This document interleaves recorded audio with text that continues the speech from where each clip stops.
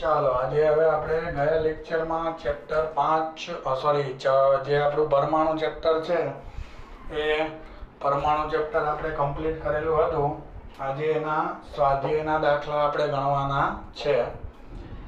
તો જે આપણે પરમાણુ ચેપ્ટર પૂરું કરેલું હતું એના સ્વાધ્યાયના પેલા મેઇન સ્વાધ્યાયનો પહેલો જ દાખલો જે આપણને આપેલો છે 12.1 એની આપણે ચર્ચા કરીએ. 12.1 પહેલો વિભાગ એટલે એ પ્રશ્નો બરાબર છે જે આપણે પરમાણુ ચેપ્ટરના વિડિયો લેક્ચરમાં સંપૂર્ણ પરમાણુ ચેપ્ટર ગયા લેક્ચર સુધી પૂર્ણ કરી દીધેલું છે. બરાબર છે. હવે આજના લેક્ચરમાં આપણે એના મેઇન સ્વાધ્યાય અને પછી એક્સ્ટ્રા સ્વાધ્યાયના દાખલાને ગણવાના છે. ઓકે, ચાલો તો સ્વાધ્યાયના પહેલા દાખલામાં આપણને શું કીધેલું છે એમાં લખેલું છે પહેલા પ્રશ્નમાં થોમ્સન જે છે થોમ્સનના મોડેલમાં જે પરમાણુનું પરિમાણ એટલે એનું જે કદ જે લીધેલું છે એની ત્રિજ્યા લીધેલી છે. પરમાણુનું પરિમાણ રથરફોર્ડે જે આપણને સૂચન કરેલું છે મોડેલ, રથરફોર્ડનું તરબૂચ મોડેલ જે આપણે શીખેલા છીએ. રથરફોર્ડના મોડેલમાં પરમાણુનું જે પરિમાણ જે છે રથરફોર્ડના મોડેલમાં હું પ્રશ્ન લખી રહ્યો છું. પરમાણુના જે પરિમાણ આપણને મળે એ પરિમાણ કરતા ખાલી જગ્યા આપણને આવો પ્રશ્ન પહેલો આપેલો છે અને એમાં બે વિકલ્પો આપેલા છે. પહેલો છે કરતા ઘણું મોટું, બરાબર છે, આ પહેલો વિકલ્પ છે. બીજો છે થી જુદું નથી અને ત્રીજો વિકલ્પ છે કરતા ઘણું નાનું છે. ઓકે, એટલે આપણને આ પ્રશ્નમાં એમ કહેવા માંગે છે, તમે પ્રશ્નને 2 વાર રીડ કરો એટલે ખ્યાલ આવે કે શું પૂછેલો છે. કે થોમ્સનનું મોડેલ, થોમ્સને જે મોડેલ આપ્યું હતું જેને આપણે કહીએ છીએ કયું મોડેલ? તરબૂચ મોડેલ. તરબૂચ મોડેલ એટલે સમગ્ર ધન વીજભાર તરબૂચમાં જેમ રેડ કલરનો ગર્ભ ભાગ ફેલાયેલો હોય તરબૂચમાં, એવી જ રીતના ધન વીજભાર આખા પરમાણુમાં ફેલાયેલો છે અને વચ્ચે વચ્ચે જે રીતના તરબૂચના બીજ ખોસાયેલા હોય એવી જ રીતના તમને વચ્ચે વચ્ચે શું જોવા મળે છે? ઋણ વીજભાર. એવું થોમ્સન મોડેલ જેને આપણે કહેતા હતા પ્લમ પુડિંગ મોડેલ, તરબૂચ મોડેલ એ કહેવાય, પ્લમ પુડિંગ મોડેલ એ કહેવાય. તો એ બે જે મોડેલ રજૂ કર્યા હતા, નો ડાઉટ મેં તમને જે વખતે થોમ્સન મોડેલ ભણાવ્યું હતું ત્યારે મેં કીધું હતું કે તમને થોમ્સન મોડેલમાં ગોઠવણી ખોટી લાગે તેમ છતાંય આપણા સિલેબસમાં શું કામ થોમ્સન મોડેલ આપેલું છે? આપણે રથરફોર્ડે તો ઘણું ખરું સાચું કીધેલું હતું. ન્યુક્લિયસની ગોઠવણી, ઇલેક્ટ્રોનની ગોઠવણી ખાલી એને સ્થાયી કક્ષા અને એમાં ઉર્જાનું ઉત્સર્જન ન કરે, ક્વોન્ટમવાદ જે બોહરે આપણને રજૂ કર્યા એ ખાલી રથરફોર્ડે નહોતા કીધા, બાકી ઇલેક્ટ્રોન એને મૂક્યા હતા તો બાજુની કક્ષામાં જ. એટલે સમજાવવાનો મતલબ એ છે કે આ મોડેલ તો ઘણું ખરું સાચું છે. આ મોડેલ આપણને પહેલી દ્રષ્ટિએ જોતા એવું લાગે છે કે રથરફોર્ડના મોડેલમાં તો સચ્ચાઈ છે પણ થોમ્સનનું મોડેલ તો ખોટું જ છે.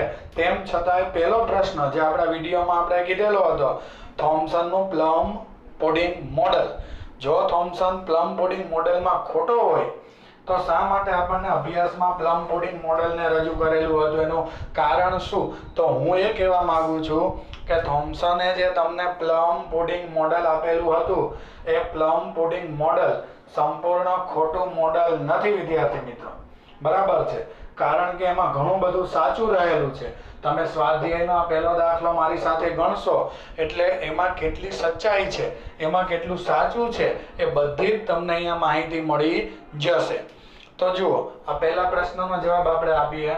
થોમ્સનના મોડેલમાં પરમાણુનું જે પરિમાણ છે, પરિમાણ એટલે એની જે ત્રિજ્યા જે છે, થોમ્સને જે મોડેલ બનાવ્યું હતું એના મતે જે પરમાણુની ત્રિજ્યા મળે છે તે અને રથરફોર્ડના મોડેલમાં જે ત્રિજ્યા મળે છે તે, એ બંનેમાં કોઈ તફાવત હતો કે બંને સરખી હતી કે થોમ્સનના મોડેલમાં ત્રિજ્યા નાની લીધેલી હતી? એટલે પ્રશ્ન એવો કહે છે કે બંનેનું મત પરિમાણ વિશે કેવો હતો?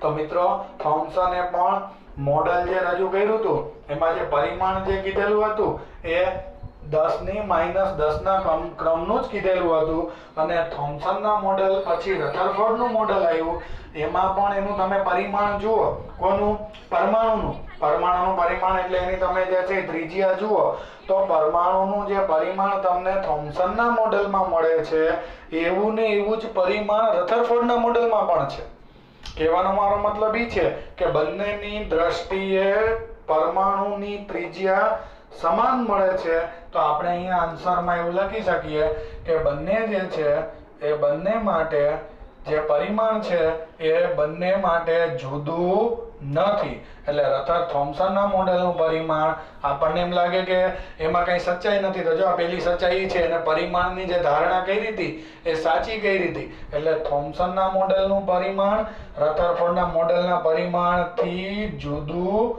નથી પડતું એટલે જુદું નથી બંને પરિમાણની દ્રષ્ટિએ કેવા હતા સાચી અને સરખી જ વાત કરેલી હતી એટલે આપણે એનો જવાબ લખી શકીએ થી જુદું નથી બંનેની દ્રષ્ટિએ પરમાણુનું પરિમાણ સરખું જળવાઈ રહેતું હતું ઓકે ચાલો બીજા પ્રશ્નની આપણે વાત કરીએ તો બીજો પ્રશ્ન આપણને એવો કીધેલો છે એ હતો હવે આપણે બી પ્રશ્નની વાત કરીએ ખાલી જગ્યાથી ધરા અવસ્થામાં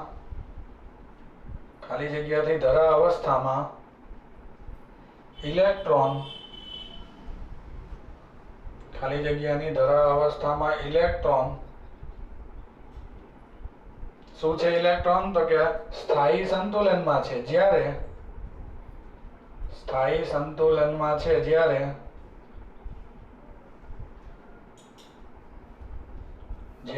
ખાલી જગ્યામાં ઇલેક્ટ્રોન બરાબર છે ખાલી જગ્યામાં ઇલેક્ટ્રોન હંમેશા ચોખ્ખું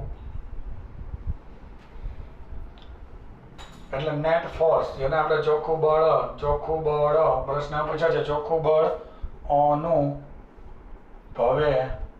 છે બરાબર છે હવે અહીંયા પહેલો પ્રશ્ન છે એટલે પહેલા ખાલી જગ્યામાં એ લોકોના મતે બે વિકલ્પો આપેલા છે પહેલી ખાલી જગ્યામાં કયો આવે અને બીજીમાં કયો આવે એ તમારે કહેવાનું છે બરાબર અહીંયા આન્સર આપવાનો છે મેં પ્રશ્ન બોર્ડ ઉપર લખી દીધો છે જુઓ પ્રશ્ન પહેલા વાંચીએ ખાલી જગ્યાની ધરા અવસ્થામાં એટલે જે બે મોડેલ છે રધરફોર્ડનું મોડેલ અને થોમ્સનનું મોડેલ એમાં કઈ મોડેલની ધરા અવસ્થામાં ઇલેક્ટ્રોન સ્થાયી સંતુલનમાં છે એટલે એની ઉપર કોઈ જાતનું બળ ન લઈ રહી એમનું એમ રહીએ જ્યારે ખાલી જગ્યામાં ઇલેક્ટ્રોન પર હંમેશા કંઈક બળ લાગે તો તમે ધરા અવસ્થામાં રધરફોર્ડની ગોઠવણી વિચારો તો રધરફોર્ડના મત મુજબ ઇલેક્ટ્રોન ઉપર સતત કેન્દ્ર તરફ લાગતું કેન્દ્રગામી બળ લાગતું હોય અને એના ઉપરથી જેની ત્રિજ્યાની ગતિ ઉર્જાની સ્થિતિ ઉર્જાની બધી ગણતરી આપણે આવતી હતી એનો મતલબ કે ધરા અવસ્થામાં ઇલેક્ટ્રોન રહેલો હોય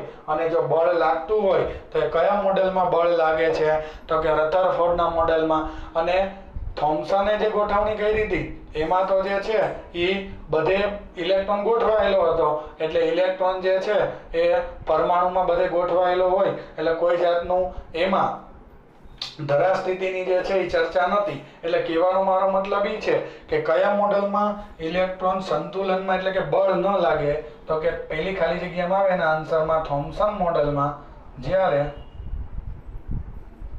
કોની ઉપર બળ અનુભવે છે આપણે થિયરીમાં ભણ્યા સતત બળ કોની ઉપર લાગતું હતું ફરે ત્યારે તો કે બળ લાગે એ આપણું કયું મોડેલ હતું રધરફોર્ડનું મોડેલ એટલે આમાં આવે રધરફોર્ડ મોડેલ બરાબર છે એટલે આપણને આ બીજા પ્રશ્નના જવાબમાં પહેલી ખાલી જગ્યામાં જવાબ આવે જ્યારે બીજી ખાલી જગ્યામાં આપણે રધરફોર્ડ મોડેલ લખીશું બરાબર કે બળ જેમાં લાગે કયું મોડેલ છે જેમાં બળ અનુભવે એ રધરફોર્ડનું મોડેલ છે ઓકે ચાલો ત્યાર પછીનો પ્રશ્ન એવો છે સી પ્રશ્ન ખાલી જગ્યા પર આધારિત સ્વાધ્યાયનો દાખલા નંબર 12.1 નો આ બી હતો આ સી ખાલી જગ્યા પર આધારિત પ્રચલિત પરમાણુનું ભાગ્ય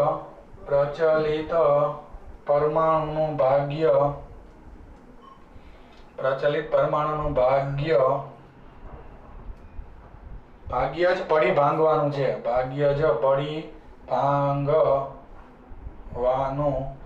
છે બરાબર. હવે આ પ્રશ્ન શું કહેવા માંગે છે એની પહેલા ખાલી જગ્યા કહી દો. એમાં 2 ખાલી જગ્યામાં એકમાં લખ્યું છે થોમ્સન મોડેલ અને બીજા વિકલ્પમાં લખેલું છે રથરફોર્ડ મોડેલ. આ બેમાંથી આનો જવાબ તમે કયો કહી શકો? એટલે કયા મોડેલમાં એનું ભાગ્ય જે છે એ પડી ભાંગવાનું છે. હવે મિત્રો ભાગ્યનું પડી ભાંગવું એટલે શું?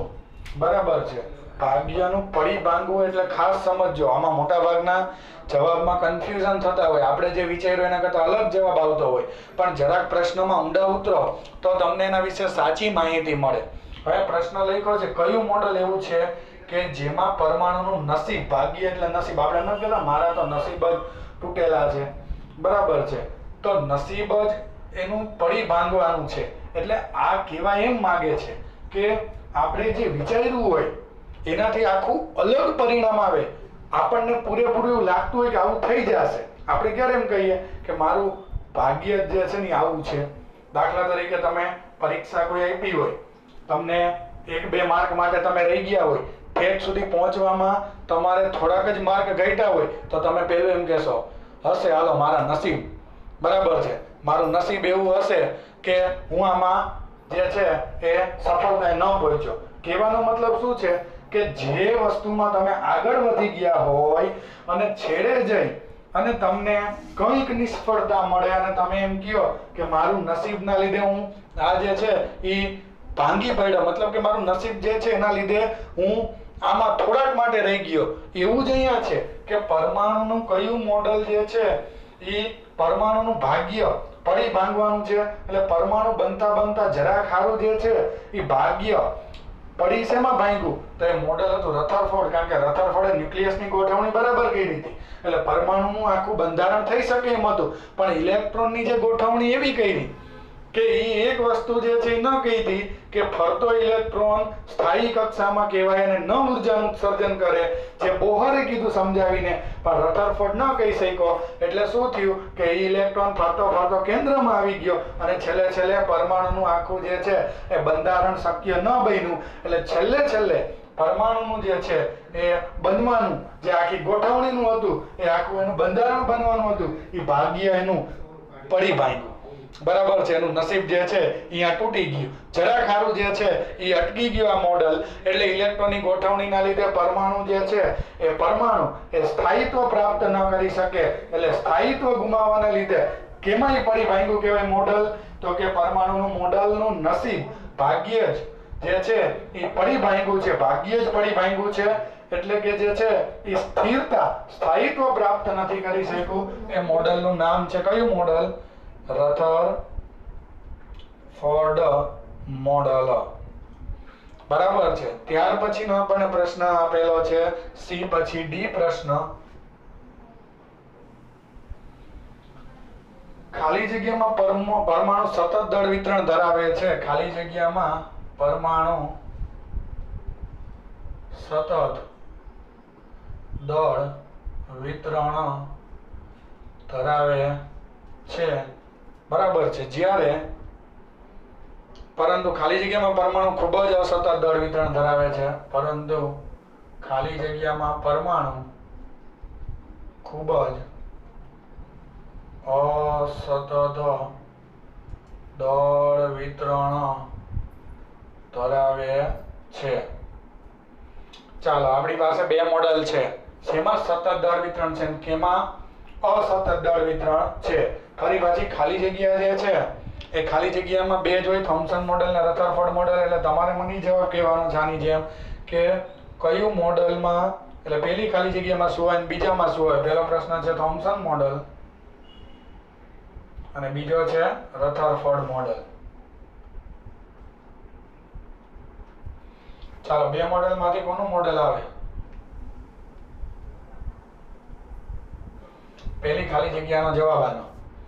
તો જો રથરફોર્ડે જે મોડેલ આપ્યું હતું એમાં તરબૂચ જે છે એ તરબૂચ મોડેલની જેમ બધે જ જે ધન વીજભાર ફેલાયેલો હતો. એટલે દળ કોઈ એક જગ્યાએ ભેગું થયેલું એમાં ક્યાંક આ પરમાણુમાં દેખાય છે કે થોમ્સનના મોડેલમાં ધન વીજભાર એને તરબૂચમાં જેમ રેડ કલરનો ગર્ભ ભાગ આખા પરમાણુમાં ફેલાયેલો હોય એવી રીતના એને રેડ કલરના ભાગની જેમ ધન વીજભાર વિચાર્યો હતો અને બધે ફેલાયેલો હતો તો બધે દળ જોવા મળે. બધે દળ જોવા મળે તો એ વિતરણને કેવું કહેવાય? સતત દળ વિતરણ. તો અહીં લખ્યું છે ખાલી જગ્યામાં પરમાણુ સતત દળ વિતરણ ધરાવે છે. તો કયા મોડેલમાં સતત દળ વિતરણ આવે વિદ્યાર્થી મિત્રો? થોમ્સન મોડેલમાં. એમાં બધે દળનું વિતરણ થયેલું છે થોમ્સનના મતે તરબૂચ મોડેલમાં. એટલે પહેલી ખાલી જગ્યામાં થોમ્સન આવે. ઓકે, ચાલો બીજી ખાલી જગ્યામાં શું આવે? તો જો ખાલી જગ્યામાં પરમાણુ ખૂબ જ અસતત દળ વિતરણ ધરાવે. અસતત એટલે બધે દળ ન ફેલાયેલું હોય, જ્યાં હોય અહીંયા કેટલુંય હોય, ન હોય અહીંયા કંઈ ન હોય, એવા વિતરણને કહેવાય અસતત દળ વિતરણ. તો મિત્રો આપણે જે મોડેલ રથરફોર્ડનું જે ભણ્યા એમાં ન્યુક્લિયસના નાનકડા ભાગમાં જ બધું એનું પરમાણુનું દળ કેન્દ્રિત હતું. બાકી આજુબાજુ ઘણો ખરો વિસ્તાર, મોટો વિસ્તાર પરમાણુનો, પણ એ પોલો, ખાલી અને ઇલેક્ટ્રોન એમાં ફરતા હોય. જ્યારે મોટા ભાગનું દળ એક નાનકડા કેન્દ્રમાં, જેને આપણે શું કહે છે, ન્યુક્લિયસમાં કેન્દ્રિત થયેલું હોય, તો એક જ જગ્યાએ દળ અને આજુબાજુ બધું પોલું. તો એવું વિતરણ કેવું કહેવાય? જ્યાં હોય દળ અહીંયા મહત્તમ દળ, નહીં અહીંયા કંઈ નહીં, એટલે આજુબાજુ દળ કંઈ નહીં, બધે દળ નથી. ક્યાં ભાઈ એવું મોડેલ છે કે જ્યાં દળ કોઈ એક જ જગ્યાએ છે, જ્યારે આજુબાજુ બધે પોલાણ છે, પોલું છે? તો એક જ જગ્યાએ દળ જ્યાં ભેગું થયેલું છે, જેને આપણે નામ આપેલું હતું ન્યુક્લિયસ. અને એ એક જ જગ્યાએ જે આપણને દળ જોવા મળે છે એવું ન્યુક્લિયસ વાળું મોડેલ હતું રથરફોર્ડનું મોડેલ. તેમાં દળ એક જ જગ્યાએ નાનકડા ભાગમાં કેન્દ્રિત છે, જેને પરમાણુનું ન્યુક્લિયસ કહેવાય. અને એ મોડેલ કે જેમાં દળ ચોક્કસ જગ્યાએ રહેલું છે, બધે જ દળ જોવા નથી મળતું, એ મોડેલ જેમાં દળનું વિતરણ માત્ર એક ચોક્કસ જગ્યાએ છે, ન્યુક્લિયસમાં છે, એ મોડેલ છે રથરફોર્ડનું મોડેલ.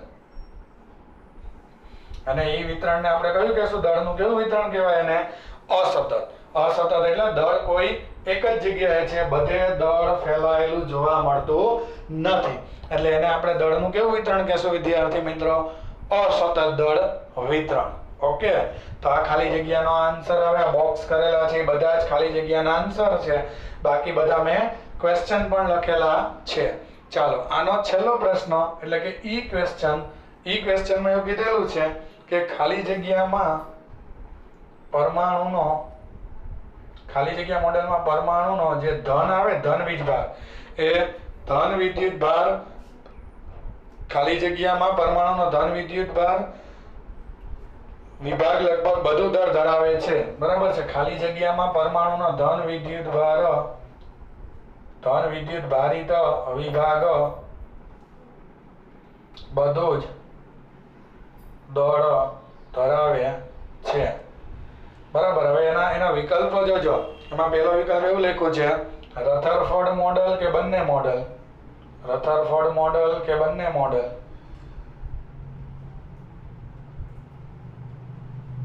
ચાલો આનો આન્સર શું આવી શકે એ આપણે સમજવાનું છે કે કયા મોડેલમાં દળનું જે વિતરણ જે છે એ એવી રીતના થયું છે કે ધન વીજભારને દળ માટે જવાબદાર કર્યો હોય. તો આપણને પેલી દ્રષ્ટિએ બધા ઉતાવળમાં રથરફોર્ડ જ લખી નાખે, કારણ કે બધાને થોમ્સનનું મોડેલ 100% ખોટું જ જણાય છે. પણ હું હજી કહું છું કે થોમ્સને રજૂ કરેલું મોડેલ 100% ખોટું નહોતું, એમાં ઘણી ખરી સચ્ચાઈ હતી. એટલે એની ગોઠવણી ભલે હું ના નથી પાડતો કે ગોઠવણી એની ખોટી જ છે, પણ એમાં બધી વાત ખોટી નહોતી વિદ્યાર્થી મિત્રો. તો તમે એના થોમ્સનના મોડેલને પહેલા યાદ કરો. તમે તરબૂચ જ્યારે ખરીદી કરો, એને તરબૂચ મોડેલ આપ્યું હતું, તો તરબૂચમાં દળ માટે કોણ જવાબદાર હોય? એના બી જવાબદાર હોય કે અંદરનો રેડ કલરનો ગર્ભ ભાગના લીધે તરબૂચને દળ હોય? તમે જે તરબૂચ લ્યો છો એમાં કઈ વસ્તુના લીધે દળ હોય એવું તમે કહો છો? રેડ કલરના જે ગર્ભ ભાગના લીધે કે અંદર ખોસાયેલા બીના લીધે? તો બી નું તમે દળ કરજો અને રેડ કલરના ભાગનું દળ કરજો તરબૂચ લ્યો ત્યારે, તો બી નું દળ નહિવત મળશે. જ્યારે રેડ કલરના ભાગનું દળ, જે આપણે ગર્ભ ભાગ તરબૂચનો કહીએ છીએ, એનું દળ વધારે મળશે. તો તરબૂચ મોડેલ મુજબ થોમ્સને પણ એ જ કીધું હતું કે જેમ તરબૂચમાં રેડ કલરનો ગર્ભ ભાગ હોય એવી રીતના ધન વીજભારને ગણ્યો હતો એને. તો તરબૂચમાં રેડ કલરનો ભાગ એમ થોમ્સન મોડેલના ધન વિદ્યુત ભાગ. બરાબર. અહીંયા હું તમને કહું છું થોમ્સનમાં જેમ તરબૂચમાં ગર્ભ ભાગ, તરબૂચમાં ગર્ભ ભાગ, એમ થોમ્સન મોડેલમાં ધન વીજભાર. હવે તમે મને એ કહો, જેમ તરબૂચમાં એનો ગર્ભભાગ, એમ થોમ્સન મોડેલમાં ધન વીજભાર એવી રીતના ગણ્યો તો બધે ફેલાયેલો, અને બી ની જેમ ઋણ વીજભારને ગણ્યો તો ધન વીજભાર આ ગર્ભભાગ દળ માટે જવાબદાર છે. તો પરમાણુમાં એને થોમ્સને ગર્ભભાગની જેમ કયો વીજભાર લીધો તો બધે ફેલાયેલો ધન વીજભાર, અને બી ની જેમ ઇલેક્ટ્રોન. તો જેમ તરબૂચમાં દળ માટે ગર્ભભાગ જવાબદાર છે, તો થોમ્સન મોડેલમાં પણ ગર્ભની જગ્યાએ ધન વીજભાર અને બી ની જગ્યાએ ઇલેક્ટ્રોન હતા. તો દળ કોના લીધે મળે? ઇલેક્ટ્રોનના લીધે મળે કે ધન વીજભારના લીધે મળે? તો કોની લીધે મળ્યું કહેવાય? ધન વીજભારના લીધે દળ મળ્યું કહેવાય પરમાણુનું આખા થોમ્સનની ગોઠવણીમાં પણ, તરબૂચ મોડેલમાં પણ. તો હું આ પહેલી વાત ઉપરથી એ સમજાવું છું કે થોમ્સને પણ મોડેલ જે બનાવ્યું એમાં ધન વીજભાર રેડ કલરના ગર્ભની જેમ ગણ્યો તો એટલા માટે કારણ કે તરબૂચમાં બી નું દળ ઓછું હોય એટલે ઇલેક્ટ્રોન એને બી ની જેમ ગણ્યા હતા, એટલે એ દળ માટે જવાબદાર નહોતા ગણ્યા. પણ કોને ગણ્યા હતા? ધન વીજભારને. તો અહીંયા એ જ લખ્યું છે પરમાણુનો ધન વિદ્યુતભારિત વિભાગ બધું જ દળ ધરાવે. એટલે ઇલેક્ટ્રોનનું દળ અવગણ્ય હોય એવું પણ કયા મોડેલમાં જણાય છે? થોમ્સનમાં જણાય છે. ઓકે. બીજું, રધરફોર્ડમાં પણ તમે જુઓ, રધરફોર્ડે તો ચોખ્ખું જ કીધું હતું કે એક નાનકડા વિભાગમાં ધન વીજભાર કેન્દ્રિત થયેલો હશે અને પરમાણુનું બધું જ દળ પણ ત્યાં જ કેન્દ્રિત થયેલું હશે, કારણ કે આલ્ફા કણ જ્યારે પાછો આવે છે આપાત કરેલો, ત્યારે ન્યુક્લિયસને કંઈ થતું નથી. તો ન્યુક્લિયસને ક્યારે કંઈ ન થાય? જ્યારે પોતે કેવો હોય? શક્તિશાળી હોય, તાકાતવાળો હોય, પોતાનામાં તાકાત હોય તો જ ઋણ વીજભાર આલ્ફા કણ પાછો ફરે ને. એટલે દળ જાજુ હોય તો, એટલે એને તો કીધું જ તું કે અપાકર્ષી બળ અનુભવી આલ્ફા કણ પાછો ફરે અને ધન વીજભારિત ન્યુક્લિયસ હશે, બધું દળ ત્યાં જ કેન્દ્રિત થયેલું હશે અને એ વિભાગ જે ધન વીજભારિત છે એ દળ પણ વધારે ધરાવતો હશે. એટલે રધરફોર્ડના મોડેલમાં પણ દળ માટે કયો વીજભાર જવાબદાર ગણેલો હતો? ધન વીજભાર. અને થોમ્સનમાં મેં સમજાવ્યું એના માટે પણ કયો વીજભાર દળ માટે જવાબદાર હતો? ધન વીજભાર. તો ખાલી જગ્યા વાંચો. ખાલી જગ્યામાં પરમાણુનો ધન વિદ્યુતભારિત વિભાગ દળ માટે જવાબદાર છે. રધરફોર્ડના કે બંનેના મોડેલમાં? તો એમ કહી શકું બંને મોડેલમાં દળ માટે કોણ જવાબદાર છે? બંનેમાં દળ માટે કોને કારણભૂત ઠેરવેલ છે? ધન વીજભારને. એટલે અહીંયા હવે બંને મોડલ. તો આપણો આ સ્વાધ્યાયનો પહેલો પ્રશ્ન હતો, જેમાં 1, 2, 3 A B C D ને E એમ 5 ખાલી જગ્યા થોમ્સન મોડલની પણ સત્યતા માટે કે કેટલું એમાં સત્ય છે એ સમજાવવા માટે અહીંયા આપણને આપેલી છે. ઓકે. તો આપણો આ સ્વાધ્યાય મેઇન સ્વાધ્યાયનો પહેલો દાખલો અહીંયા આપણે પૂરો થાય છે. ઓકે. ચાલો બીજો દાખલો હવે આપણે ગણીએ.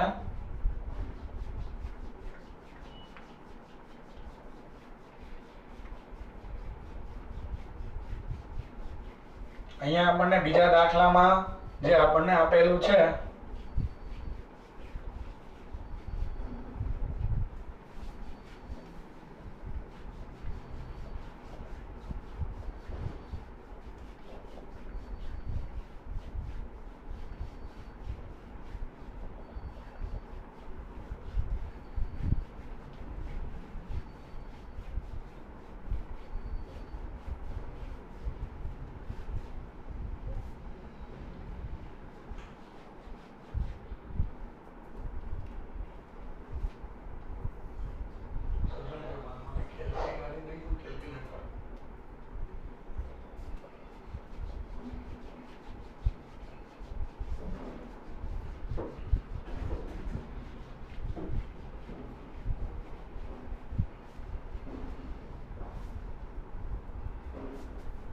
ચાલો હવે આપણે દાખલા નંબર સ્વાધ્યાયનો બીજો જોઈએ. ચાલો બીજા દાખલામાં શું લખેલું છે એ પ્રશ્ન વાંચીએ એટલે આપણને આઈડિયા આવે કે એમાં આપણે શું ગણીને આપવાનું છે. ઓકે.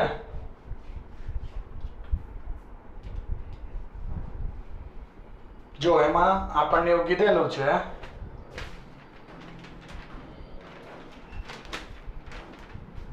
સ્વાધ્યાયનો દાખલા નંબર 12.1 હતો, હવે 12.2. ઓકે, ચાલો તો ધારો કે તમને આલ્ફા કણ પ્રકીર્ણનનો પ્રયોગ સુવર્ણ વરખને સ્થાને ઘન હાઇડ્રોજન, એટલે ઘન અવસ્થામાં જે હાઇડ્રોજન હોય એ હાઇડ્રોજન વાપરીને કરવાની તક આપવામાં આવે તો તમે કેવા પરિણામની અપેક્ષા રાખશો? એટલે આપણને પ્રશ્ન એવો કીધેલો છે કે જે આલ્ફા કણ પ્રકીર્ણન જે થાય, આલ્ફા કણ પ્રકીર્ણનના પ્રયોગમાં યાદ આવે, આપણે પ્રયોગ ભણ્યા હતા સોનાની વરખ પર, આપણે આલ્ફા કણનો મારો ચલાવ્યો તો યાદ આવે, સોનાની વરખ પર.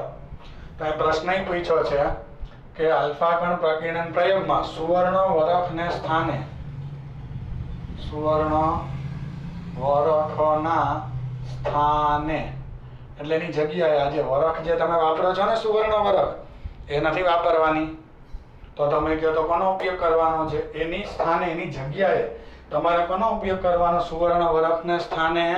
તો કે સુવર્ણ વરખને સ્થાને આપણે કોનો ઉપયોગ કરશું વિદ્યાર્થી મિત્રો? તો કે સુવર્ણ વરખને સ્થાને ઘન હાઇડ્રોજન ઉપયોગ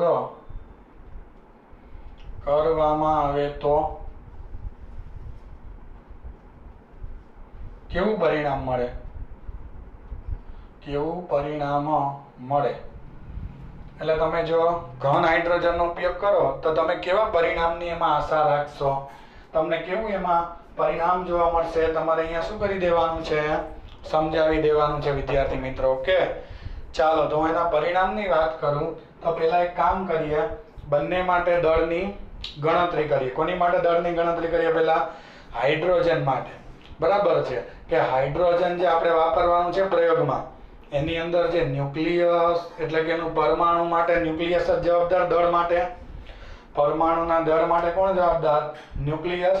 તો આપણે એ પરમાણુનું દળ એમાં જે છે એ આપણે એની ગણતરી કરીએ. બરાબર છે, તો અહીંયા આપણે જે છે પહેલા લખીએ કે હાઇડ્રોજન જે તમે ઉપયોગ કરવાની વાત કરી છે, હાઇડ્રોજન પરમાણુ જે છે એ પરમાણુના ન્યુક્લિયસમાં, હાઇડ્રોજન પરમાણુના ન્યુક્લિયસમાં ન્યુટ્રોનો, તમને યાદ હશે કે એમાં એક જ પ્રોટોન હોય, એનું ન્યુક્લિયસ આપણે જાણીએ છીએ હાઇડ્રોજન, પછીનો સમસ્થાનિક હોય તો અલગ વાત છે, ડ્યુટેરિયમ ને ટ્રિટિયમ એમાં ન્યુટ્રોન હોય, પણ અહીંયા તો આપણને કઈ સમસ્થાનિકની વાત કરી નથી, માત્ર ને માત્ર શું લેવાનું છે? હાઇડ્રોજન પરમાણુ જ.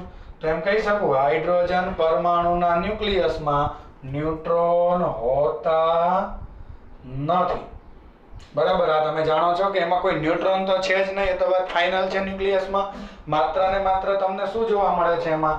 તો કે એટલે કે તેના ન્યુક્લિયસમાં માત્ર એક જ પ્રોટોન હોય, એટલે કે તેના એટલે કોના?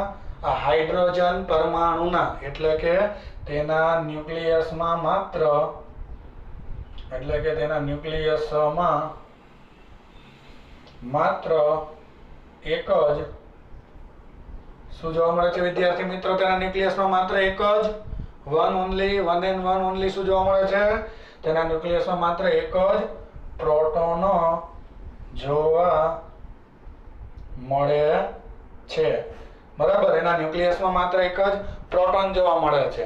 હવે આજે વિદ્યાર્થી મિત્રો તમને પ્રોટોન જોવા મળે છે, એ પ્રોટોનના દળ વિશે તમે શું કહી શકશો? તો આપણે એમ કહી શકીએ કે એક ન્યુક્લિયોન એટલે શું છોકરાઓ? એક ન્યુક્લિયોનનું સરેરાશ દળ. જો આ આપણે આના પછીના ચેપ્ટરમાં વાત કરીશું. ન્યુક્લિયોન એટલે જે ન્યુક્લિયસમાં રહે છે એવા કણને સંયુક્ત રીતે ન્યુક્લિયોન કહેવાય. કોણ ન્યુક્લિયસમાં રહે છે? પ્રોટોન અને ન્યુટ્રોન. તો એને તમે ભેગું નામ ન્યુક્લિયોન કહી શકો. બરાબર છે, પ્રોટોન અને ન્યુટ્રોનને સંયુક્ત રીતે કયા નામે ઓળખી શકાય? ન્યુક્લિયોનના નામે ઓળખી શકાય. ઓકે, તો આપણે એમ કહી શકીએ ન્યુક્લિયોનનું સરેરાશ દળ 1.66 ગુણ્યા 10⁻27 કિલોગ્રામ બરાબર મળે છે. આ એનું કયું દળ મળે છે? આટલું એનું સરેરાશ દળ. ઓકે, આ એનું સરેરાશ દળ છે. એક ન્યુક્લિયોન દીઠ આટલું દળ મળે છે એવું તમે કહી શકો. બરાબર છે. ચાલો વિદ્યાર્થી મિત્રો, આ તમને એક ન્યુક્લિયોન એટલે એક પ્રોટોન, તો હાઇડ્રોજનમાં એક પ્રોટોન જ છે ને, તો એમ કહી શકું ને કે આમ હાઇડ્રોજન પરમાણુનું દળ, કારણ કે એમાં ઇલેક્ટ્રોનની દળ માટે એટલે જવાબદાર નથી, એક પ્રોટોન જ છે એટલે એના ન્યુક્લિયસનું દળ કયો કે હાઇડ્રોજન પરમાણુનું કયો, એ બધું સરખું જ. બરાબર, હાઇડ્રોજન પરમાણુનું દળ 1.66 ગુણ્યા 10⁻27 કિલોગ્રામ જેટલું મળે. ચાલો, આ તમે મને જે વાત કરી, કોના દળની વાત કરી દીધી? હાઇડ્રોજન ન્યુક્લિયસના, જેની ઉપર આલ્ફા કણનો મારો ચલાવવાનો છે એ હાઇડ્રોજન ન્યુક્લિયસના. હવે આલ્ફા કણનું જરાક દળ ગણું અને પછી મારો ચલાવ તો શું પરિણામ મળે એની આપણે ડિસ્કસ કરી લઈએ. બરાબર છે. ચાલો, તો આટલે સુધી તમે હાઇડ્રોજન વિશે મને વાત કરી. હવે કોના વિશે તમે વાત કરી લ્યો? આલ્ફા કણ. ચાલો, આલ્ફા કણ એટલે શું પહેલા તો તમે જાણો છો, એટલે હિલિયમનું, જેને આપણે સંજ્ઞા He વડે બતાવે હિલિયમને, હિલિયમનું કેન્દ્ર થાય. હિલિયમનું કેન્દ્ર થાય તો વિદ્યાર્થી મિત્રો એમાં કેટલા પ્રોટોન હોય અને કેટલા ન્યુટ્રોન હોય એ તમારે કહેવાનું છે. તો હિલિયમનું કેન્દ્ર હોય તેમાં 2 પ્રોટોન હોય અને 2 ન્યુટ્રોન હોય. તો આપણે એમ કહી શકીએ કે જેમાં 2 પ્રોટોન અને 2 ન્યુટ્રોન હોય. બરાબર છે, એમાં 2 પ્રોટોન અને 2 ન્યુટ્રોન હોય. બરાબર છે. હિલિયમના કેન્દ્રમાં 2 પ્રોટોન અને 2 ન્યુટ્રોન હોય તો આલ્ફા કણનું દળ કેટલું આવે? તો એમ કહી શકું આમ આલ્ફા કણનું, આલ્ફા જે કણનો મારો ચલાવે છે આલ્ફા કણનું દળ ઇક્વલ ટુ 4 ગુણ્યા 1 કણનું દળ. એક કણ પ્રોટોન હોય તો આટલું ન્યુટ્રોન અને પ્રોટોન બેયનું સરેરાશ દળ આપણે સરખું જ લઈએ છીએ. બરાબર છે. સેજ વધારે હોય અહીંયા ન્યુટ્રોન હોય ને તો ન્યુટ્રોનનું દળ 1.67 એટલે આપણે સરેરાશ કરીને જે કામ કરીએ 1.67 જ લઈ લઈએ. ચાલો, બરાબર. પ્રોટોનનું દળ 1.67 અને ન્યુટ્રોનનું પણ એની આડેગાડે એટલે કે સેજ પોઈન્ટનો ફેર હોય, પણ આપણે અહીંયા એને અવગણીએ છીએ અને સીધું જ દળ જે છે એ સીધું જ 1.67 લઈ લઈએ. તો એવા 4 કણ છે તો 4 ગુણ્યા કેટલું દળ આવે? 1.67 ગુણ્યા 10⁻27. ચાલો, કેલ્ક્યુલેટરમાં એનું સાદુરૂપ આપીએ, આ બેનો ગુણાકાર કરીએ, કેટલો આવે છે આપણને ખ્યાલ આવે? 4 ગુણ્યા 1.67. ચાલો, કેટલું આવે? 6.68 આવે. તો ઇક્વલ ટુ 6.68 ગુણ્યા 10⁻27 કિલોગ્રામ આવે આલ્ફા કણનું દળ. વિદ્યાર્થી મિત્રો, ચાલો, તો આપણને આલ્ફા કણનું દળ મળી ગયું. અને આ તમે જુઓ, આ કોનું દળ હતું? હાઇડ્રોજન પરમાણુના ન્યુક્લિયસનું દળ હતું, હાઇડ્રોજન પરમાણુનું દળ હતું. આ જોવો જોઈએ. ચાલો, રેડી આટલું? હવે આ બંને તમે જુઓ તો આ કણનો મારો ચલાવવાનો છે એટલે આલ્ફા કણનો મારો ચલાવવાનો છે. આમ આલ્ફા કણ કોની ઉપર? તો કે હાઇડ્રોજનના ન્યુક્લિયસ ઉપર. એ લખ્યું ને આલ્ફા કણ પ્રકીર્ણનના પ્રયોગમાં સુવર્ણ વરખને સ્થાને, એની જગ્યાએ આ ઘન હાઇડ્રોજન આપણે લીધો, આ ઘન હાઇડ્રોજન લીધો તો શું થાય એ આપણે કહેવાનું છે.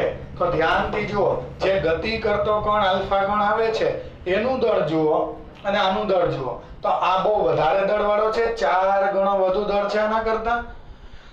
આની અગાઉ અહીંયા જે સોનાનો વરખ હતો એનું ન્યુક્લિયસ 50 ગણું આલ્ફા કણ કરતા વધુ દળ ધરાવે.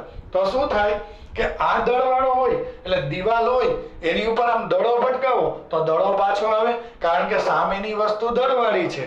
અહીંયા પેલા સોનાનું ન્યુક્લિયસ હતું એટલે તમે પ્રયોગ જોયો તો કે સોનાનું દળ 50 ગણું આના કરતા આલ્ફા કણ કરતા.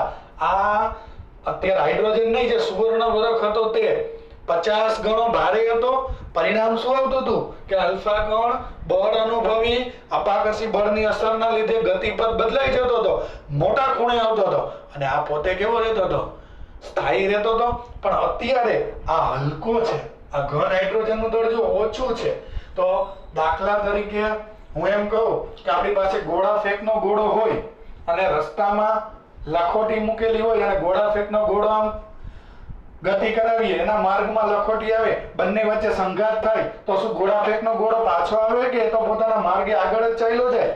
તો એ તો પોતાના માર્ગે આગળ જ જાય. એટલે આનું માર્ગ અત્યારે બદલી શકાશે નહીં. જ્યારે પોતે સતત જે છે એ આગળ જ વધશે, એના માર્ગમાંથી વિચલન થયા સિવાય પસાર થઈ જશે, તો એમ કહી શકીએ કે અહીં આલ્ફા કણનું દળ વધારે હોવાથી, અહીંયા જે હાઇડ્રોજન જે તમે લીધો છે એના કરતા તો આલ્ફા કણ વધારે દળનો છે ને, તો અહીં આલ્ફા કણનું દળ વધારે હોવાથી તે સન્મુખ સંઘાત અનુભવ્યા બાદ વિચલન થયા વગર પોતાના માર્ગમાં આગળ વધશે. બરાબર, એટલે એ તો પોતાના માર્ગે આગળ વધ્યા જ રાખશે. બરાબર છે. આ ઉદાહરણ તમે બીજું ઉદાહરણ એવું આપી શકો કે હલકો પાતળો બોલ હોય અને એકદમ ટાઈટ ફૂટબોલનો બોલ હોય, એ ગતિ કરે અને ટેનિસનો બોલ જે વચ્ચે આવે તો જે સંઘાત થાય તેમાં ટેનિસનો બોલ જે અનુભવે અને ફૂટબોલનો બોલ તો આગળ જ ગતિ કરે, એવું અહીંયા થાય. બરાબર છે. તો અહીંયા આપણે એમ કહી શકીએ આ એવી ઘટના બને જ્યારે સ્થિર પડેલ ટેનિસના બોલ સાથે ફૂટબોલ અથડામણ અનુભવે. બરાબર, સ્થિર પડેલા ટેનિસના બોલ સાથે જ્યારે ફૂટબોલ અથડામણ અનુભવે ત્યારે ફૂટબોલનો માર્ગ એ જ રહે. સમજાય? તમે બીજું ઉદાહરણ જે મેં ગોળા ફેંકનું આપ્યું તો એ લઈ શકો. બરાબર, પણ એમાં ગોળો વધારે દળનો થઈ જાય, અહીંયા મીડિયમ દળનો છે. બે વચ્ચે દળનો તફાવત એટલો છે. કહેવાનો મતલબ માર્ગમાંથી એ પાછો ન આવે, એ દળ ઓછું પોતાના કરતા સામેવાળો દળવાળો હોય એટલે દિવાલની જેમ સામેવાળો વર્તે તો પાછો આવે. એટલે સોનાનું વરખ અહીંયા હોય તો એનો ન્યુક્લિયસ, એક ન્યુક્લિયસ હારે જે સંઘાત અનુભવે, આ ઘન હાઇડ્રોજન ન્યુક્લિયસ છે. બરાબર, તો જ્યારે સોનાના વરખ હારે જ્યારે સંઘાત અનુભવે તો એ તો 50 ગણો દળવાળો હોય, તો એમાં પાછું આવવાનું. આમાં એ વિચલન થયા વગર ગતિ કરી શકે. બરાબર, તો આપણે દાખલા નંબર સ્વાધ્યાયનો મેઇન સ્વાધ્યાયનો 12.12 હતો, જે લગભગ તમને થિયરિકલ લાગશે કારણ કે એમાં ગણતરી બહુ વધારે હતી નહીં, ખાલી કન્સેપ્ટ સમજાવવાનો હતો.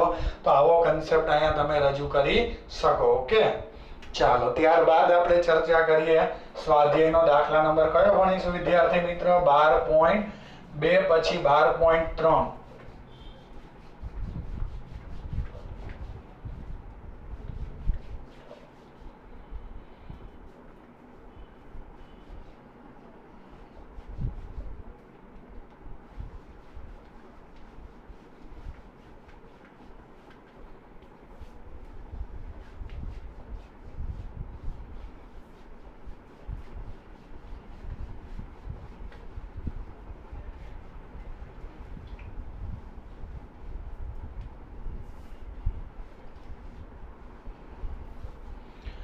જો દાખલા નંબર 12.3 ની આપણે વાત કરીએ, સ્વાધ્યાયનો દાખલા નંબર 12.3. બરાબર છે. તો 12.3 માં શું કીધેલું છે આપણે વાંચીએ. અહીંયા આપણે દર વખતની જેમ ટૂંકી રકમ છે એટલે આપણે લખી નાખીએ. એવો પ્રશ્ન પૂછ્યો છે કે વર્ણપટ ભણીને આવ્યા? વર્ણપટ, સરસ. વર્ણપટ રેખાઓની, તમે વર્ણપટ શીખીને આવ્યા. પાશ્ચન શ્રેણીમાં ટૂંકામાં ટૂંકી. બરાબર છે. પાશ્ચન શ્રેણી આપણે ભણ્યા, એમાં ટૂંકામાં ટૂંકી કઈ તરંગ લંબાઈ હાજર છે. સ્વાધ્યાયનો દાખલા નંબર 3. બરાબર છે. એમાં એમ પૂછ્યું છે કે પાશ્ચન શ્રેણીની, તો જો તમે મારો આગલો વિડિયો જોયો હોય તો હાઇડ્રોજન પરમાણુના હું તમને યાદ કરું, હાઇડ્રોજન પરમાણુનો વર્ણપટ આપણે આગલા લેક્ચરમાં ભણાવ્યો હતો. હાઇડ્રોજન પરમાણુનો વર્ણપટ યાદ આવે? હાઇડ્રોજન પરમાણુનો વર્ણપટ. ઓકે, એમાં તમને યાદ હોય તો ટોટલ 5 શ્રેણી મળતી હતી. લાઇમન શ્રેણી, પાશ્ચન શ્રેણી, લાઇમન પછી બામર શ્રેણી, પાશ્ચન શ્રેણી, બ્રેકેટ શ્રેણી અને ફંડ શ્રેણી. બરાબર છે. આવી રીતના આપણે 5 શ્રેણીનો એમાં ઉલ્લેખ કરેલો હતો. યાદ આવે? આવી રીતના 5 શ્રેણી આપણે ભણાવેલી હતી વિદ્યાર્થીઓ. હવે એમાં તમને દરેક શ્રેણીને રજૂ કરતા સૂત્ર પણ હતા. એમાં આપણને અહીંયા પાશ્ચન શ્રેણીની ટૂંકામાં ટૂંકી તો આપણે યાદ રાખ્યું હતું સૂત્ર. જો યાદ હોય તો લાય એટલે આમાં સૂત્રમાં 1 આવે, 1 લેમ્બડામાં અહીંયા 2 આવે. લાય એટલે પેલું લાઇમન, પછી પા એટલે પાશ્ચનમાં 3, લાય બા પા 2 એટલે બ્રેકેટમાં 4 અને ફંડ એમાં 5. આવું આપણે કીધેલું હતું. એટલે પાશ્ચન શ્રેણીનું પહેલા તરંગ લંબાઈ શોધવાનું જે સૂત્ર હું લખું તો હવે પાશ્ચન શ્રેણીની તરંગ લંબાઈ માટે, ચાલો પાશ્ચન શ્રેણીની તરંગ લંબાઈ માટે કયું સૂત્ર આપણે બનાવેલું હતું? તો કે 1/λ I થી F એટલે સંક્રાંતિ કઈ કક્ષામાં થવી જોઈએ? તો કે 1/λ એટલે એની તરંગ લંબાઈ = r કૌંસમાં ફરજિયાત કઈ કક્ષામાં આવે તો જ પાશ્ચન મળે. આપણે બોહરના અધિતર્ક પરથી પણ સમજાવ્યું હતું કે ત્રીજીમાં આવવો જોઈએ. અહીંયા 3 આવે છે અહીંયા આપણે જે સમજાવ્યું મુજબ, એટલે અહીંયા 3 નો વર્ગ આવે. બરાબર છે, -n નો વર્ગ. આ એનું કયું સૂત્ર થઈ ગયું? જનરલ સૂત્ર થઈ ગયું. આખી પાશ્ચન શ્રેણી જોતી હોય તો આ સૂત્રથી મળી જાય. અને r એટલે આપણે શું કીધું હતું? જ્યાં r બરાબર રીડબર્ગ અચળાંક. રીડબર્ગ અચળાંકનું મૂલ્ય કેટલું લઈ શકાય એ પણ આપણે તમને કીધું હતું. રીડબર્ગ અચળાંકનું મૂલ્ય આપણે 1.097 લઈ શકીએ ગુણ્યા 10⁻⁷ મીટર ઇન્વર્સ. બરાબર છે. આ રીડબર્ગ અચળાંકનું આટલું મૂલ્ય આપણે લઈ શકીએ. હવે અહીંયા પ્રશ્ન વાંચો, ટૂંકામાં ટૂંકી કઈ તરંગ લંબાઈ? ચાલો, ટૂંકામાં ટૂંકી જોતી હોય તો તમે શું કીધેલું હતું? ટૂંકામાં ટૂંકી તરંગ લંબાઈ માટે વિદ્યાર્થીઓ યાદ કરો છે જરાક. તો આપણે એવું કીધેલું હતું કે લેમ્બડા ટૂંકી જોતી હોય તો જો પહેલી રેખા n બરાબર 1 મૂકો તો પ્રથમ મળે. આવું કીધું હતું કે જો આ સૂત્રમાં n બરાબર અહીંયા 3 છે તો અહીંયા કઈ કિંમતથી ચાલુ કરવાનું? હંમેશા પાછળનું પદ. આપણે બોહરના અધિતર્કથી પણ સૂત્ર સાબિત કર્યું હતું. એમાં આ કક્ષા ઊંચા ક્રમાંક વાળી કક્ષા આગળ કરતા અહીંયા 3 હોય તો અહીંયા કયો ક્રમાંક આવે? એનાથી ઊંચો એટલે 4 આવે. તો n બરાબર 4 મૂકો તો એ પ્રથમ રેખા મળે. પણ મિત્રો પ્રથમ રેખા એટલે કેવી તરંગ લંબાઈ હોય? આખા એની ઈ શ્રેણી પૂરતી, પાશ્ચન શ્રેણી પૂરતી કઈ તરંગ લંબાઈ હોય? મોટામાં મોટી તરંગ લંબાઈ. મોટા એટલે મોટી તરંગ લંબાઈ. પેલી રેખા મોટી તરંગ લંબાઈની રેખા આપે. ઓકે, ચાલો તમારે કેવી જોઈએ છે? ટૂંકામાં ટૂંકી. અને n બરાબર ઇન્ફાઇનાઇટ લ્યો એટલે છેલ્લી રેખાને કહેવાય. બરાબર છે. કઈ રેખા? અંતિમ રેખા જેની તરંગ લંબાઈ કેવી હોય? ટૂંકામાં ટૂંકી. ચાલો, તો તમારે કેવી જોઈએ છે? પાશ્ચન શ્રેણીની ટૂંકામાં ટૂંકી હાજર તરંગ લંબાઈ. તો n બરાબર શું લેતા?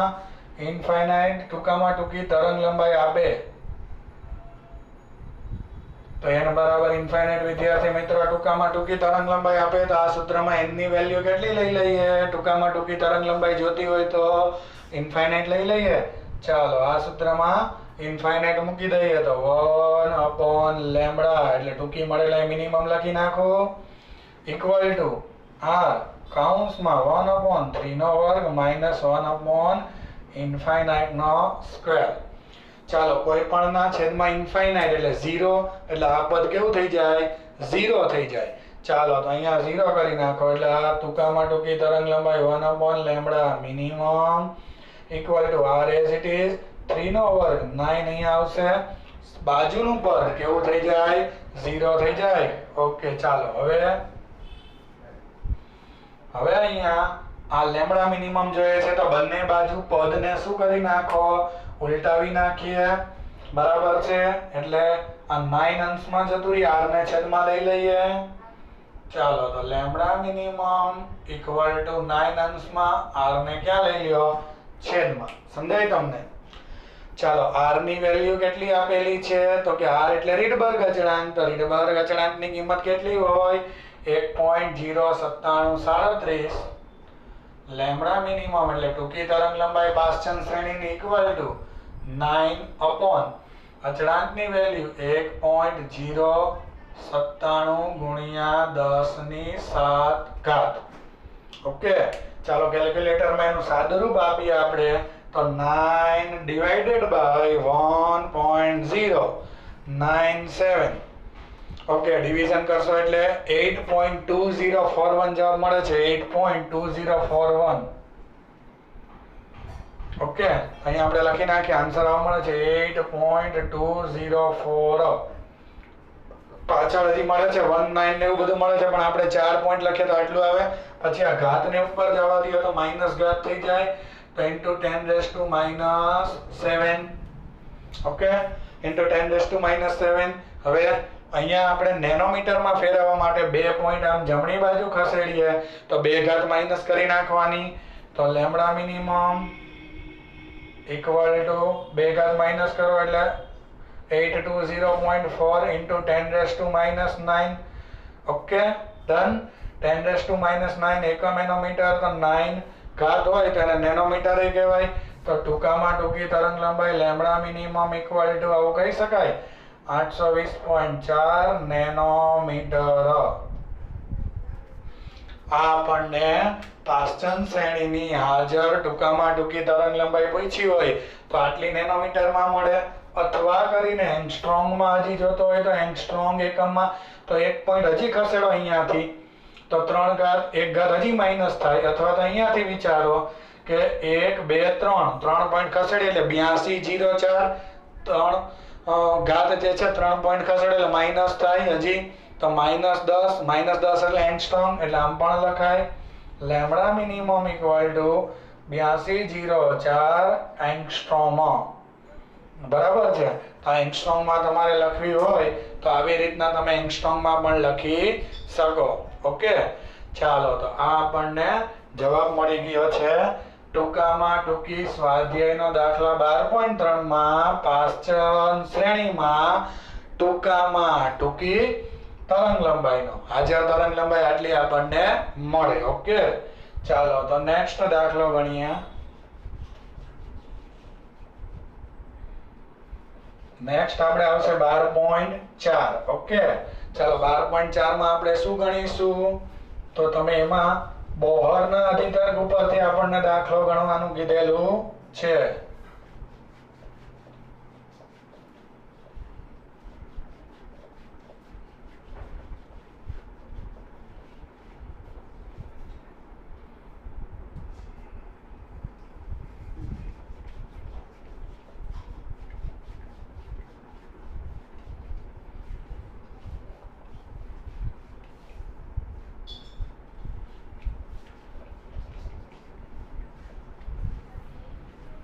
ચાલો નેક્સ્ટ દાખલો આપણે ગણીએ 12.4. ક્રમશઃ સ્વાધીન આપણે ગણીએ છીએ તો 12.4 દાખલામાં આપણને શું કીધેલું છે એ વાત કરીએ. ચાલો પ્રશ્ન આવો છે, એક પરમાણુમાં 2.3 ઇલેક્ટ્રોન વોલ્ટ 2.3 eV તફાવત 2 ઊર્જા સ્તરોને જુદા પાડે છે. એટલે બે વચ્ચેનો આટલો તફાવત છે. 2 ઊર્જા સ્તરોને જુદા પાડવા એટલે 2 ઊર્જા સ્તરો વચ્ચેનો ઊર્જાનો તફાવત 2.3 eV છે. બરાબર છે. 2 ઊર્જા સ્તરોને જુદા પાડવા એટલે 2 ઊર્જા સ્તર વચ્ચેનો તફાવત 2.3 ઇલેક્ટ્રોન વોલ્ટ આપેલ છે. ચાલો નેક્સ્ટ એમાં ને એમાં જ્યારે પરમાણુ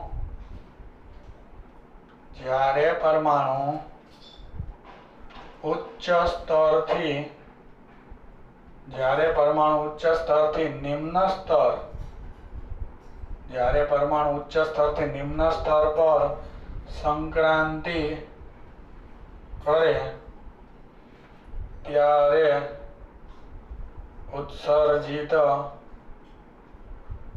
વિકિરણની આવૃત્તિ કેટલી હશે? ચાલો પ્રશ્ન આપણને આવો પૂછેલો છે, બરાબર છે. જો પ્રશ્ન પહેલા આપણે સમજી લઈએ. આજે આપણને દાખલો આપ્યો છે સ્વાધ્યાયનો 12.4. એમાં આપણને એવું કીધેલું છે કે એક પરમાણુમાં 2.3 eV તફાવતના બે ઉર્જા સ્તરોને જુદા પાડે છે. એટલે કહેવાનો મતલબ શું છે? દાખલા તરીકે આ પરમાણુ આમ હોય તો આને તમે EI ઉર્જા સ્તર ગણો, આને EF ગણો, તો આ બે વચ્ચેનો જે આ તફાવત આવે ઉર્જાનો, બરાબર, એ લખ્યું છે બે ઉર્જા સ્તરોને 2.3 eV તફાવત બે ઉર્જા સ્તરને જુદા પાડે છે. બે ઉર્જા સ્તરને જુદા પાડવા એટલે આ પહેલું, આ બીજું. એને જુદા પાડવા એટલે બે વચ્ચેનો ઉર્જાનો ગેપ, જેને ડેલ્ટા ઈ પણ કહેવાય, કેટલો છે? 2.3 eV. એટલે આટલી ઉર્જાથી બે ઉર્જાના સ્તરો એકબીજાથી જુદા પડે છે. 2.3 eV ઉર્જાના તફાવતથી બે ઉર્જાના સ્તરો એકબીજાથી શું પડે છે?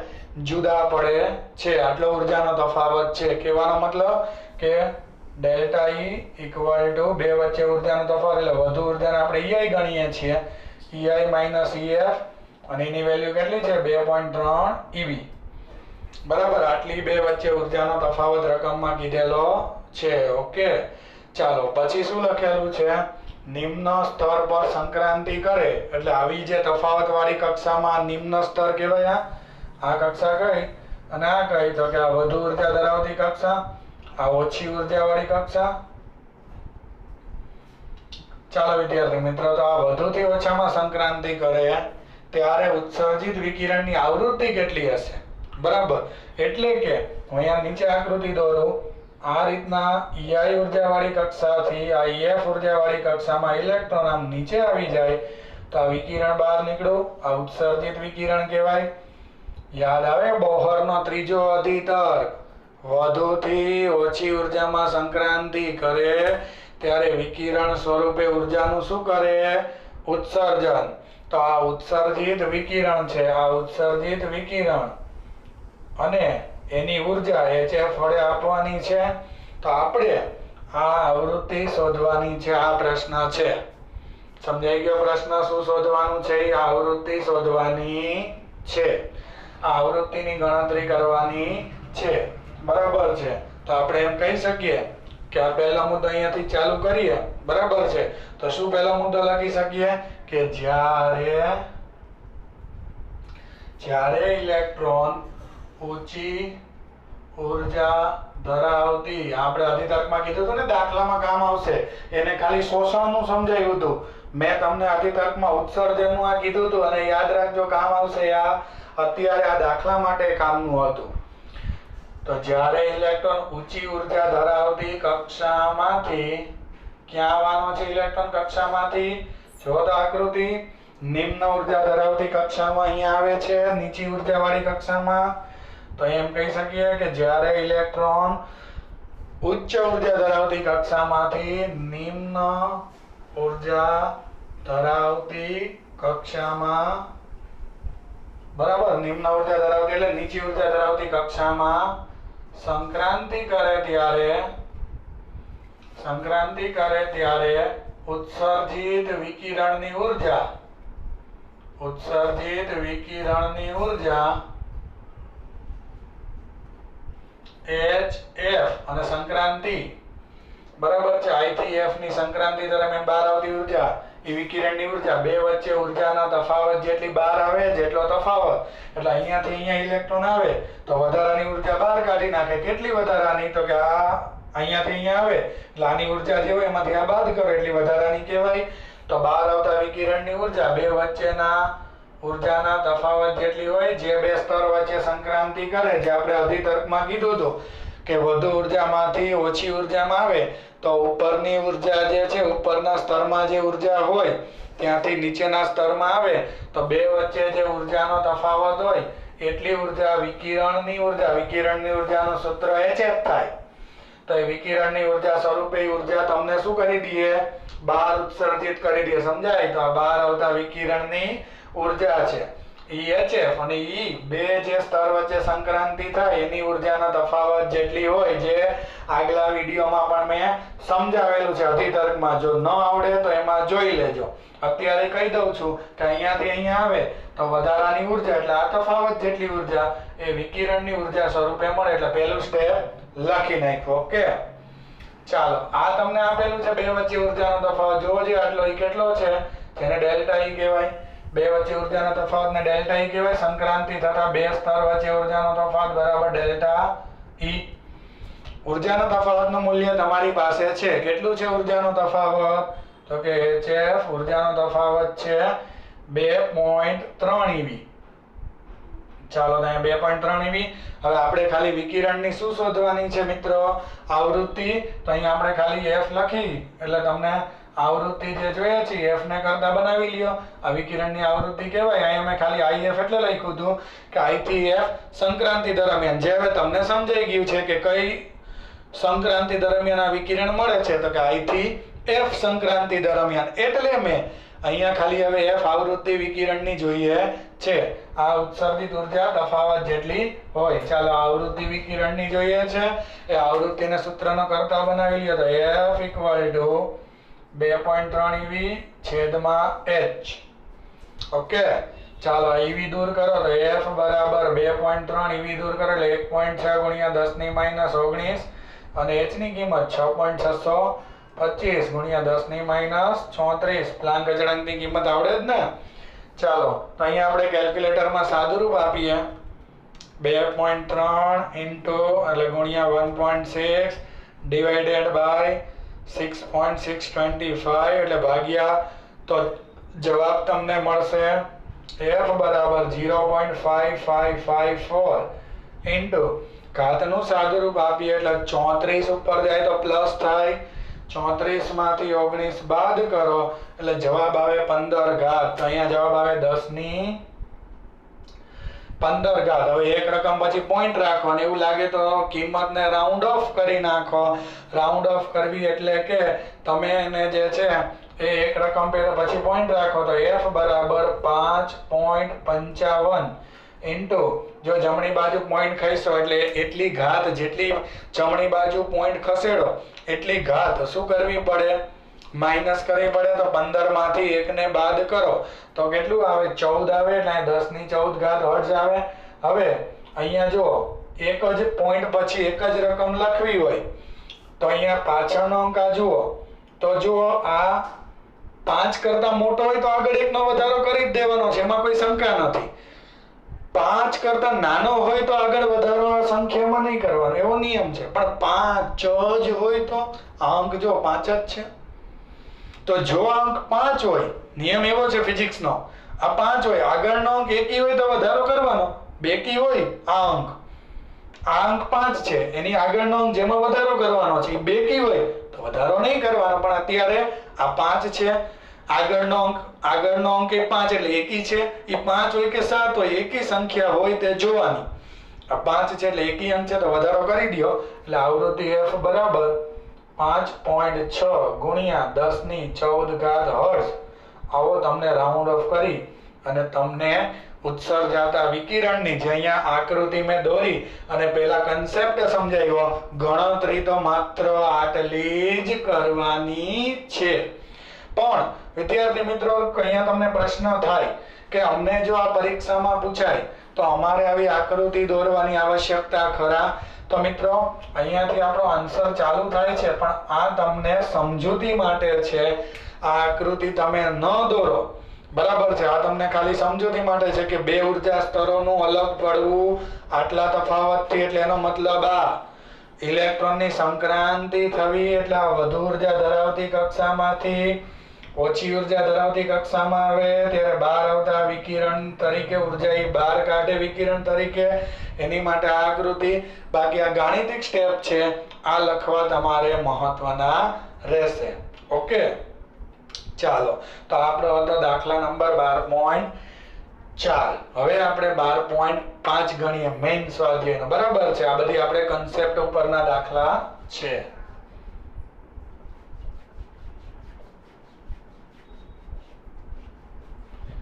વિદ્યાર્થી મિત્રો, દાખલા નંબર તમે 12.5 નું અવલોકન કરો તો એમાં તમને કાંઈક પ્રશ્ન એવો પૂછેલો છે કે જે આપણે ઉર્જાના આગલા વિડિયો લેક્ચરમાં કન્સેપ્ટ ભણાવેલો છે. બરાબર છે, ઉર્જાના કન્સેપ્ટ ઉપરનો દાખલો છે. ચાલો તો ઉર્જાના કન્સેપ્ટ ઉપરનો કેવો દાખલો છે એ અહીંયા આપણે તમારી સાથે અભ્યાસમાં ચર્ચા કરી લઈએ. બરાબર છે, તો ઉર્જાના કન્સેપ્ટનો દાખલો આપણને જે આપેલો છે એની આપણે હમણાં વાત કરીએ.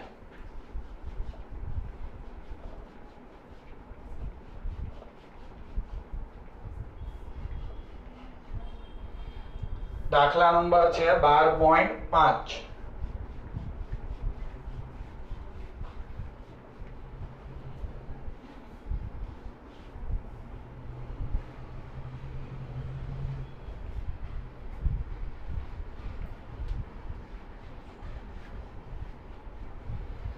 જો એમાં એવું તમને કીધેલું છે દાખલામાં સ્વાધ્યાયનો,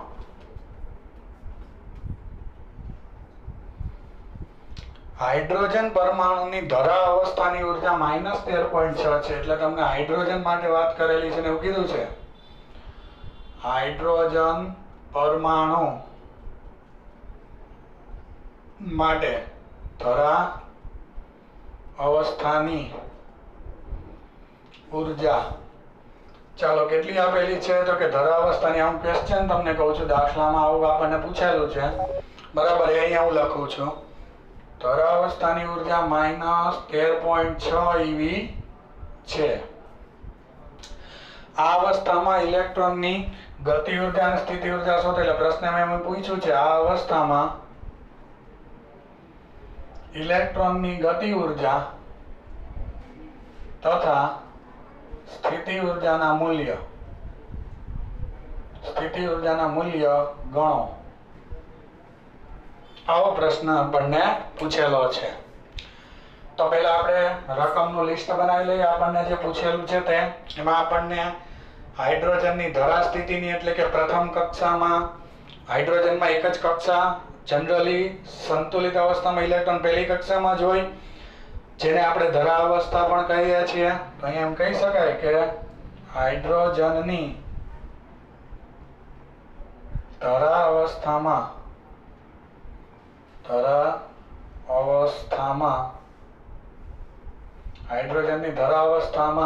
જો તમને કઈ ઉર્જા આપી છે, આ કુલ આપી છે એટલે તો ગતિ અને કઈ પૂછી છે સ્થિતિ. તો એમ કહી શકાય કે હાઇડ્રોજનની ધરા અવસ્થામાં કુલ ઉર્જા, જેને આપણે શેના વડે બતાવીએ છીએ કુલ ઉર્જાને, કેપિટલ ઈ વડે.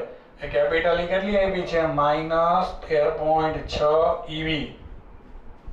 બરાબર છે, આપેલ છે આટલી આપણને આપેલ છે. જે ઉર્જા આપી છે એ લખી નાખવાની. -13.6 eV તમને આપેલી છે, આટલી ઉર્જા ધરા અવસ્થાની. વિદ્યાર્થી મિત્રો, ઓકે ચાલો હવે તમને યાદ હોય તો આપણે તમને એક કન્સેપ્ટ લખાવતા હતા દર વખતે.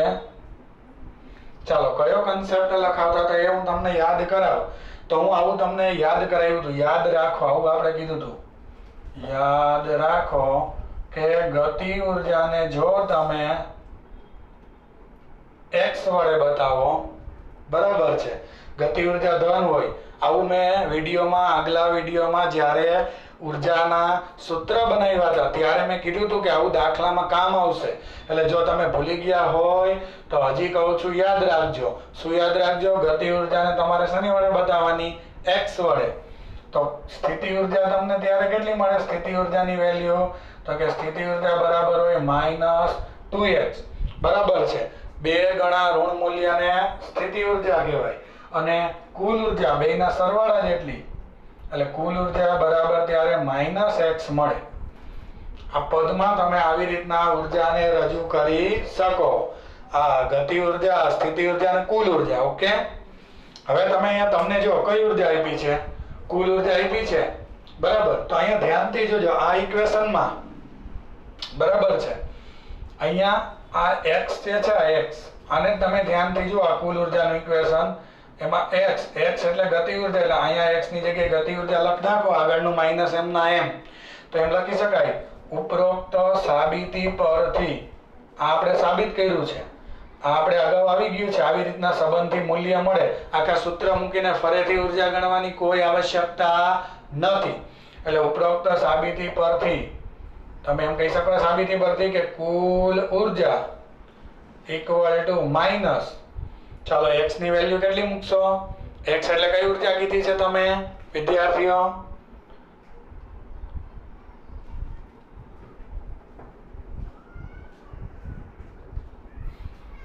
ચાલો વિદ્યાર્થીઓ, x એટલે કઈ ઉર્જા કીધેલી છે? કુલ ઉર્જા કીધેલી છે.